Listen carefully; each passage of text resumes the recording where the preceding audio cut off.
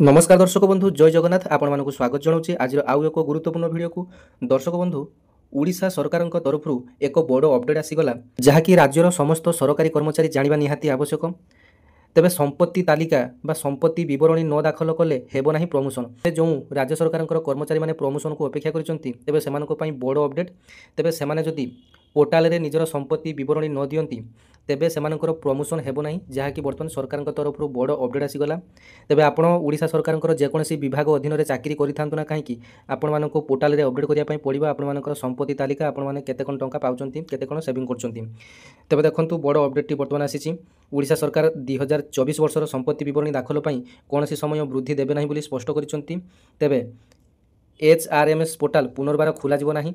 साधारण प्रशासन एवं जन अभियोग विभाग ए संपर्क में विज्ञप्ति जारी कर सारी। तेबे ओडिशार समस्त कर्मचारी माने HRMS पोर्टाल रे निजर संपत्ति तालिकार बरणी आपण माने अपलोड करंतु। तेबे विज्ञप्ति रे कुहा जायछि अनेक कर्मचारी निर्धारित समय मध्य बरणी दाखल न करिथिबार समय वृद्धि दाबी होइतिला, किंतु प्रशासनिक अनुशासन रक्षा पई कोनोसी छाड़ दिया जिवो नाही। तेबे 2024 रो बरणी न दाखल करथिबा कर्मचारी माने पदोन्नति पई योग्य विवेचित हेबे नाही। परवर्ती वर्ष रे अनुपालन न कले डीपीसी रे विचार हेब नाही। तेबे 2025 वर्षर बरणी 2026 जनवरी 1 रु 31 तारिख मध्य। तेबे देखंतु 2025 रो बरणीटी 2026 जनवरी 1 रु 2026 जनवरी 31 पर्यंत अर्थात जनवरी मासरे आपण मानकर 1 तारिख रु 31 तारिख मध्य 2025 वर्ष पई निजर समस्त बरणी HMRS पोर्टाल रे आपण माने अपडेट करिवे एवं भविष्यत रे डेडलाइन कड़ाकड़ी पालन करा जिवो। तेबे विभागीय मुख्यक दायित्व रे थिबा 100% अनुपालन निश्चित करने को निर्देश दि जाइए।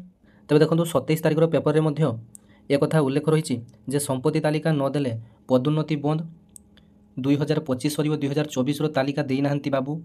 तेबे राज्य सरकारी कर्मचारी माने वार्षिक संपत्ति बरणी प्रदान करने को अमंग होती 2025 वर्ष शेष होगा आउ मात्र 2 वर्ष बाकी रही है। एपर्यंत 2024 मसीहार संपत्ति बरणी बहु अधिकारी और कर्मचारी माने दाखल करना हाथ गणती किसी कर्मचारी मानक छाड़देले एप्रति कहार निघा ना बारंबार एपरी घटवा द्वारा सरकार कड़ा आभिमुख्य ग्रहण करछंती।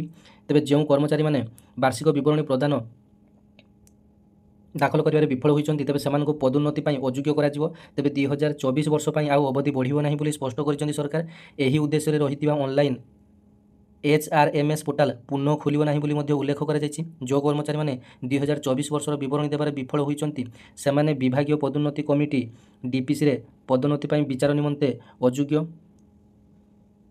तेबे जो माने भी एबे सुधा करि नाहंती तेबे आपण मानकु बारंबार सरकार गाइडलाइन देइचंती जे HRMS पोर्टाल रे आपण माने निज निजर संपत्ति तालिका विवरणटी दियंतु। आपण माने देइ नाहंती जदि आपण माने निजर पदोन्नति पाइबे नाही एवं HRMS पोर्टाल जदि वर्तमान खुलुची तेबे आपण माने आवेदन बा आपण मानकर डिटेल्स अपडेट करि दियंतु एवं 2025 रो आपण मानकर जनवरी 1 रु 2026 मध्ये आपण मानकर डाटा अपडेट होबो। तेबे एटा थिला आपण मानक पई गुरुत्वपूर्ण पई इंपोर्टेंट न्यूज। धन्यवाद। जय जगन्नाथ।